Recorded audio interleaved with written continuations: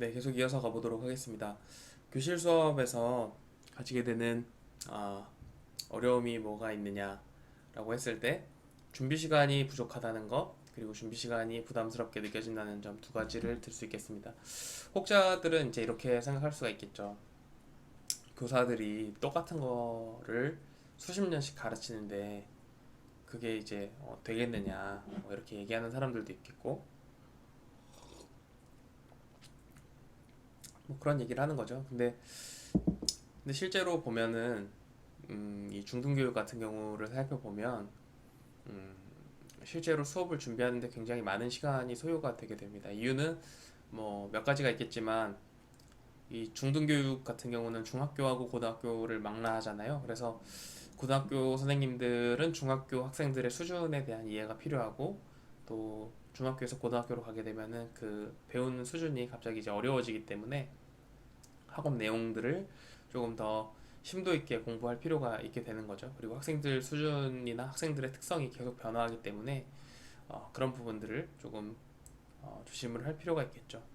그러니까 저희 때만 하더라도 그 굉장히 뭐 스마트폰이란 거 자체가 없었기 때문에 뭐 학생들이 뭐 핸드폰을 가지고 할 수 있는 게 별로 없었죠. 근데 최근에 이제 어떤 기사를 보니까 기사에 그 우리나라 어, 중고등학생들의 어떤 그 중고등학교의 남학생들의 한 6, 70% 정도가 스포츠 불법 도박 있죠. 거기에 많이 빠져 있다고 합니다. 빠져 있는 이유를 살펴보면은 학교에 그 그런 총책이 있다는 거죠. 그러니까 소위 옛날에 일진들이 그냥 옛날에는 단순히 뭐 때리고 돈을 뺏었다면은 이제는 그 스포츠 토토에 참여를 시킴으로써 학생들로 하여금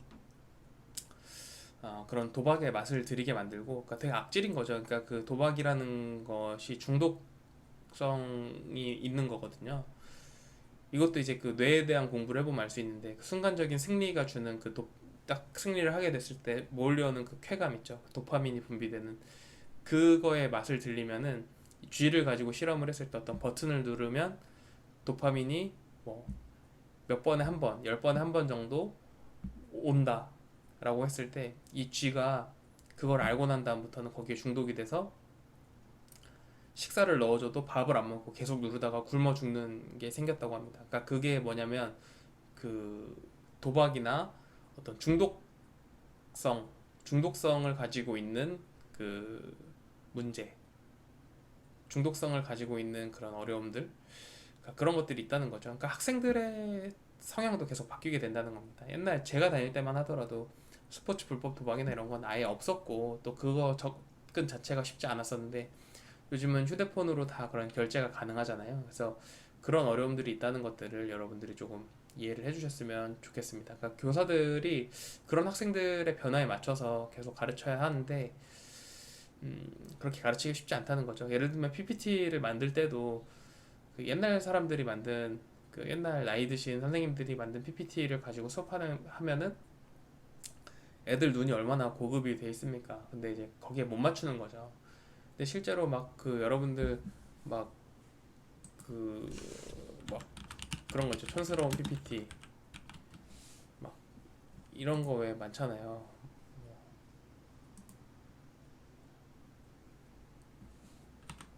뭐 약간 이렇게 검색하면 나오는 건데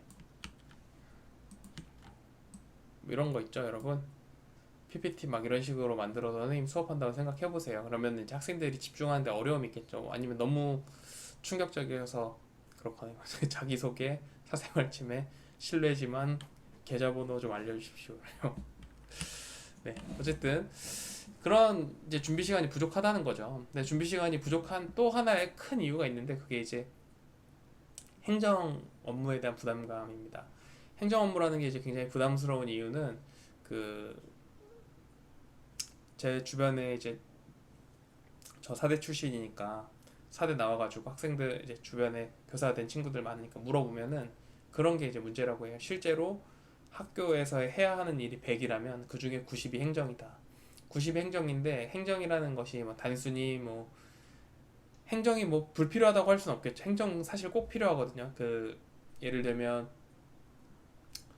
학교 내에서 해야 되는 반드시 필요한 업무들이 있어요. 예를 들면 뭐 교무 업무라는 거는 어떤 거죠? 그 교무라는 거는 결국은 학교 일들을 정리하는 거예요. 예를 들면 개학을 언제 할 건지, 졸업은 언제 할 건지, 그리고 졸업 일수를 맞추기 위해서는 언제까지 수업을 해야 하는지, 그 필수 출결해야 되는 날짜가 있잖아요. 그것들을 어떻게 맞출 수 있는 것인지 등등을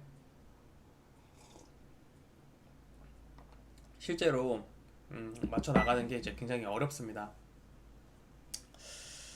음, 그러니까 그런 것들을 꼭 필요한 일들이긴 한데 업무가 너무 과다하다는 거죠. 그게 이제 뭐 교육청에서 요청하는 일도 해야 되고 또 나라에서 시키는 일도 해야 되고 여러 가지 그때그때 대응해야 되는 그 학사 일정들이 많기 때문에 그 부분들을 이렇게 컨트롤하기가 쉽지 않다 하는 부분이 이제 문제로 지적될 수가 있겠습니다.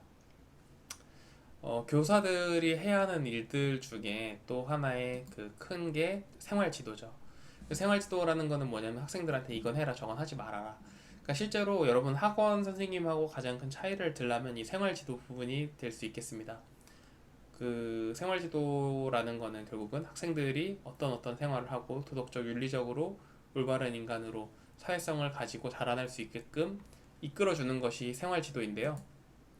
제가 주변에 이 교사가 된 친구를 이제 제 고향이 강원도 원주인데 그 원주에 있는 무슨 도서관에 공부를 하러 갔어요. 혼자 책을 좀 보려고 이제 책을 들고 뭐 논문 쓰려고 막 이렇게 싸가지고 가방에 메고 도서관에 갔는데 우연히 이제 제가 그때가 뭐 30대 초반, 지금도 30대 초반이지만 아무튼 30대가 되고 나서 그 도서관에 그러고 갔는데 어떤 많이 보던 친구가 있는 거예요. 근데 자세히 보니까 제 중고등학교 동창이더라고요.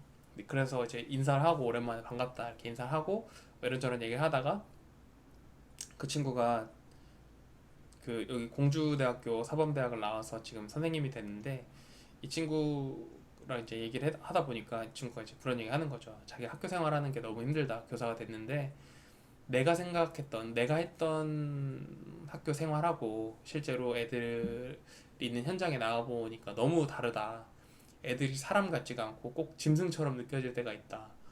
말로 해서는 도무지 듣질 않는다. 막 이런 얘기를 하면서 이제 힘들어하는 것들을 봤습니다. 그래서 왜 뭐가 그렇게 힘드냐 이렇게 물어봤더니 이제 어떤 한 케이스를 얘기해 주는데 자기가 학교 학교에 있는데 어떤 학부모한테 전화가 왔대요. 그러면서 막 화를 내면서 애가 이 지경이 되도록 학교에서 뭘 했냐 이렇게 막 소리를 지르길래 무슨 일 때문에 그러시냐 이렇게 했더니 이 남학생인데 젖꼭지가 떨어졌다는 거예요. 그래서 아니 학생 젖꼭지가 떨어진 거를 왜 교사한테 전화를 해서 화를 내십니까? 이렇게 물어봤더니 이게 단순히 그냥 떨어진 게 아니라 그 친구들이랑 그 남자애들 그러니까 남고인데 남자애들끼리 가위바위보를 하고 진 사람 젖꼭지 꼬집기를 했대요. 근데 이제 하고 나서 젖꼭지에 상처가 났는데 애도 그냥 이게 심각한 건 줄 모르고 있었던 거죠. 근데 이 상처가 났는데 올바른 치료를 안 하면 살점이 썩잖아요. 이 살이 괴사가 된 거예요. 이 젖꼭지 있는 부분이 괴사가 돼서 젖꼭지가 떨어졌답니다. 그러니까 이 친구 입장에서는 너무 충격적인 거죠.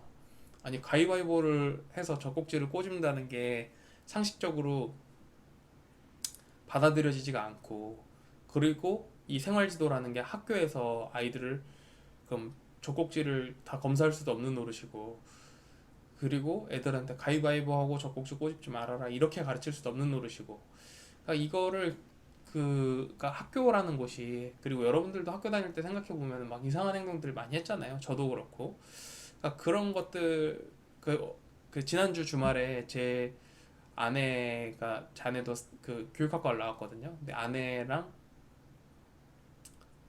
아내 직장 동료분이 이제 저희 집에 놀러 오셨는데 뭐 얘기를 하는데 그거죠. 그분도 이제 교육학과를 나오셨는데 그 이 여자분이셨거든요. 근데 자기 친구들 중에 그러니까 그분은 고대 교육학과를 나왔어요. 그래서 되게 이제 소위 말하는 엘리트죠. 근데 그분이 자기 친구들도 교사가 된 애들이 많은데 학교 상황에 나가보면은 애들이 수업 시간에 그러니까 남중이나 남고로 간 친구들이 있는데 막 수업 시간에 자위행위를 하거나 막 이런 친구들이 있대요. 근데 그런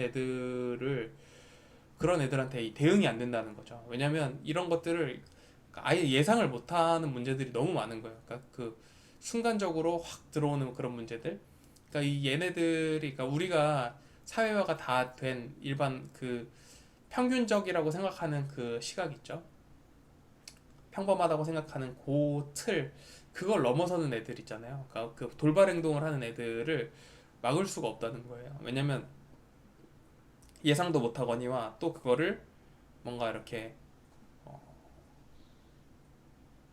어떻게 대처해야 되는지에 대한 매뉴얼 같은 것도 없었기 때문에 그런 것들이 굉장히 어려웠다고 합니다. 그래서 음, 더더군다나 이 교사가 된 사람들 대부분이 학창 시절에 열심히 공부하고 대학 시절에도 열심히 공부한 사람들이 결국 교사가 되는 거지 않습니다. 네. 그래서 이런 부분들을 여러분들이 생각을 한다면은 이 교사가 굉장히 쉽지 않다는 것들을 조금 느낄 수가 있습니다. 또 이제 교사가 되면은 여러분 왜 옛날에 그런 기사가 한번 난 적이 있어요. 그 학부모가 학교를 찾아왔는데 교사가 학부모한테 무릎을 꿇었다. 근데 이제 이 학생들 같은 경우에 당시에 그게 왜 이슈가 됐었냐면은 실제로 학생이 잘못을 했어요. 학생이 학급에 피해를 끼친 어떤 행동을 했는데 이 교사가 학생을 체벌한 거예요. 근데 당시에 체벌금지법이 있던 시대도 아니었는데 체벌을 했다는 이유로 부모가 선생을 찾아와서 막 삿대질을 하면서 교실 안에서 소리를 지른 겁니다. 근데 이 교사가 된 지 1년 차밖에 안 된,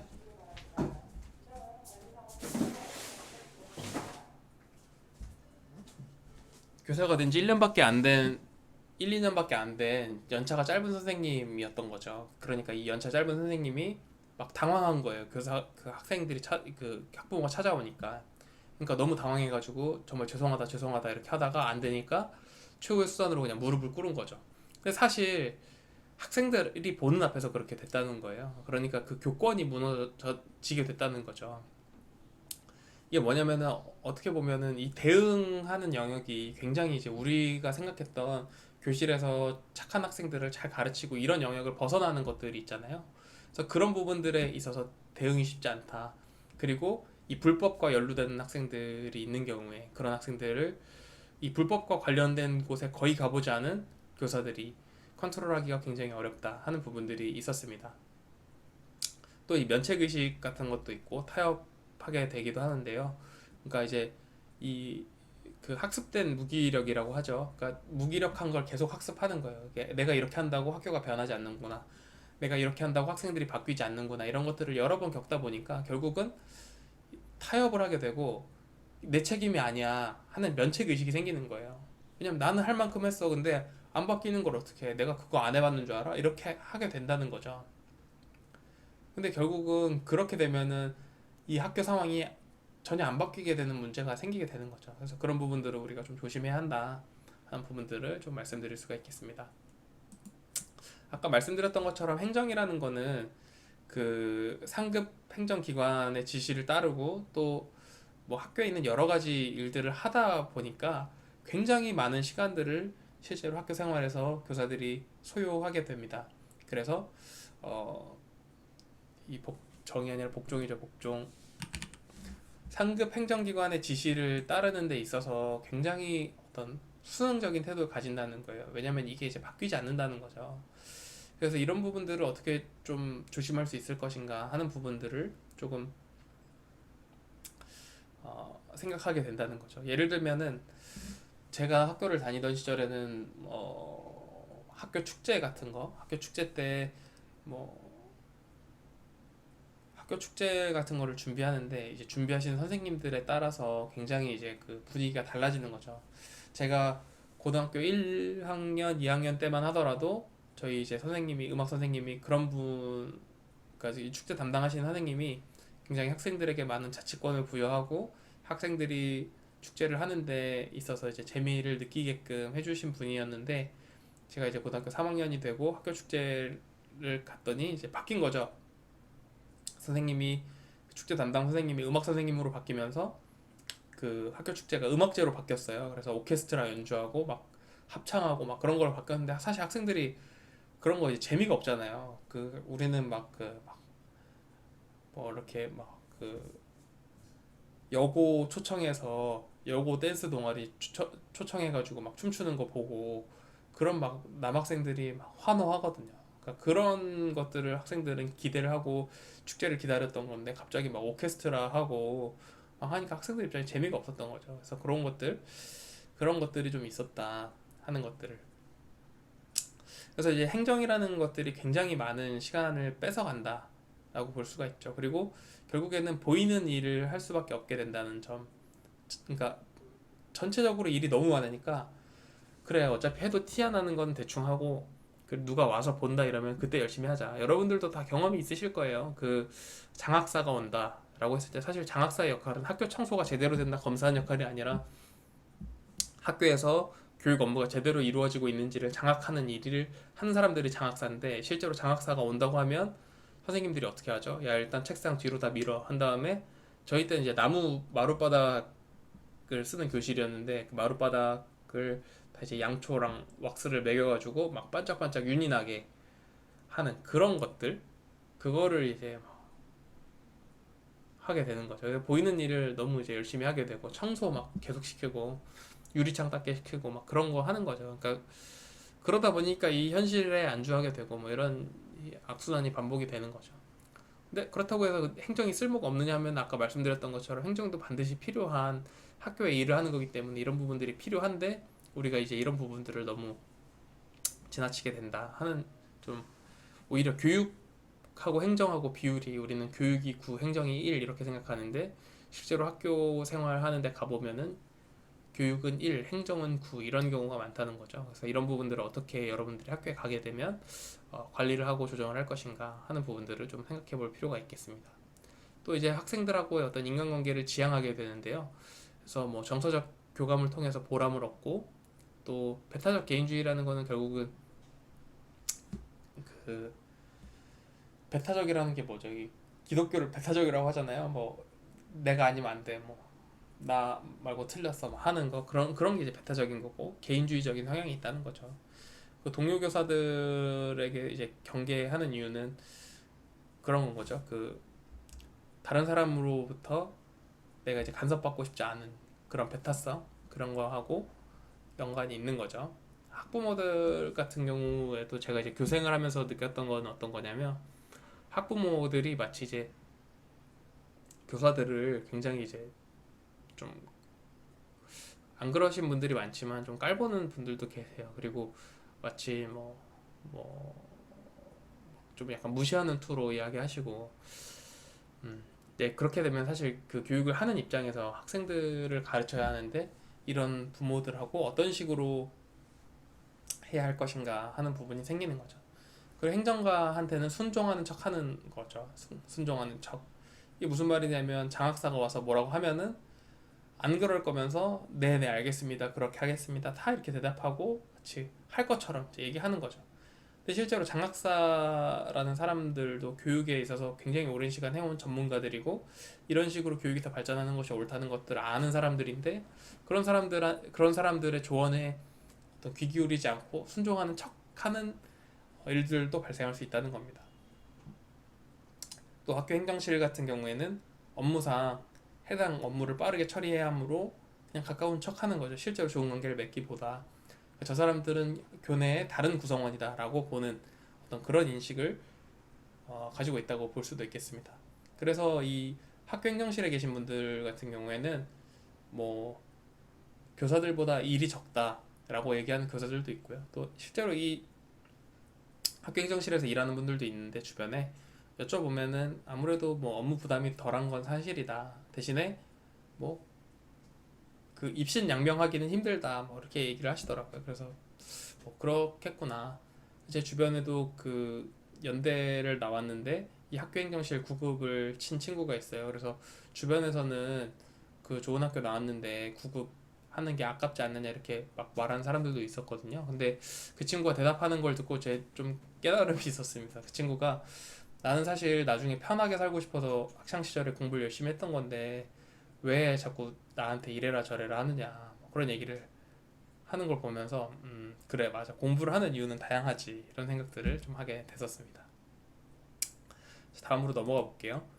교사 문화를 형성하는 데는 교사 업무의 특징이 있고 또 학교 조직의 특징이 있다고 볼 수가 있죠. 그래서 그 교사 업무 같은 경우에는 보면은 교육적인 활동도 있지만 아까 말했던 학생 지도나 행정 업무 등의 관리적인 활동도 같이 이제 병렬적으로 존재를 하는 거죠. 그래서 단순히 수업을 하고 각 지식 전달자의 역할이 아니라 지식 전달하는 것은 물론이고 그것뿐만 아니라 학생들을 조금 지도하고 학생들에게 올바른 길을 인도하고 그런 부분들도 다 같이 포함이 되어 있다는 점을 말씀드릴 수가 있겠습니다. 또 하나는 음,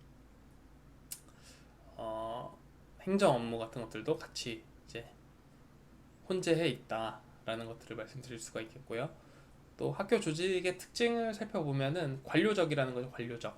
관료적이라는 게 뭐죠? 이렇게 위계가 아주 체계적으로 갖춰져 있다. 그래서 관료라는 말이 이제 옛날에 어떤 그 공무원들을 말하는 게 이제 관료주의적이다라고 말하는 게 이제 그런 거잖아요. 그러니까 아주 이 공무원스러운 부분들, 절차가 없으면 하지 않고 이 명시되어 있지 않으면 안 하는 그런 부분들을 공무원들 많이 비판하고 비난하는 부분인데 그런 부분들을 이제 이야기하는 거고 그런 특징이 있다는 거죠. 그렇기도 하면서 동시에 교사라는 사람들은 굉장히 전문적인 지식인들이다. 그러니까 전문직 직종에 있는 사람들하고 전문직 직종에 있는 사람들하고 관료적 직종에 있는 사람들하고 사실 성격이 굉장히 다른데 이 두 개가 동시에 합쳐져 있는 사람들이 학교 교사들이라는 거죠. 그래서 실제로 여러분들 그 교수들만 해도 학교에서 뭘 말하면 안 듣거든요.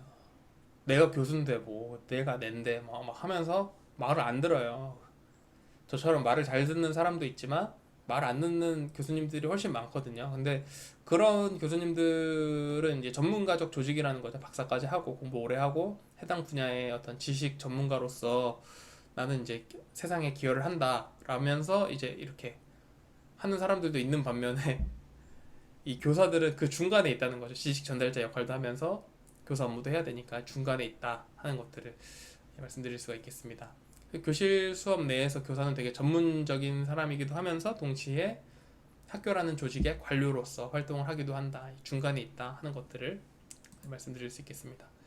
이 교사와 관련된 법령들을 살펴보면요. 우리나라에는 교육기본법이라는 것이 있고 교육기본법 하위에 초등교육법, 중등교육법, 그 다음에 고등교육법 이렇게 세 가지로 나눠져 있습니다. 그래서 초등교육법 같은 경우는 초등학생들의 어떤 그 부분들을 관리하는 거, 중등교육법은 중고등학교, 고등교육법은 대학교. 그래서 고등교육법 우리 학교 같은 경우도 고등교육법의 어떤 그 법령을 따라서 하게 되어 있죠. 그래서 가장 높은 건 헌법이고 헌법 밑에 교육기본법이 있습니다. 교육기본법 밑에 그 중등교육법이 있어서 이제 해당 그 내려오는 것들 그 위에 있는 지침들을 따라서 해야 되는 거죠. 그래서 이 법령을 어떻게 해석하느냐에 따라서 우리들의 이제 입장이 바뀌기도 하는 거죠. 그래서 이제 교육기본법 14조를 강조하는데 교육기본법 14조에 보면은 학교 교육에서 교원의 전문성은 존중되어야 된다. 그리고 교원의 경제적, 사회적 지위는 우대되어야 되고 신분이 보장되어야 한다. 라는 이야기가 이제 써 있습니다.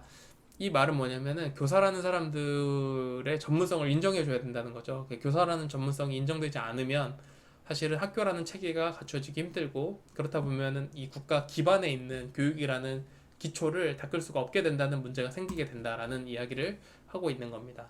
그리고 교원의 사회 경제적 지위가 보장되지 않는 경우에 그리고 그 신분이 보장되지 않는 경우에도 이 교권의 추락 이런 문제들이 발생할 수 있기 때문에 실제로 굉장히 문제가 될 수 있습니다. 네, 오늘은 우리가 그 교사의 권리와 의무에 대해서 간단하게 알아봤는데요. 다음 시간에는 학교라는 곳이 어떤 곳이고 학교가 가지는 특징 그리고 학교에서 어떤 것들을 배울 수 있는지에 대해서 간략히 배워보는 시간 가지도록 하겠습니다. 여러분 긴 시간 강의 들어주셔서 감사합니다.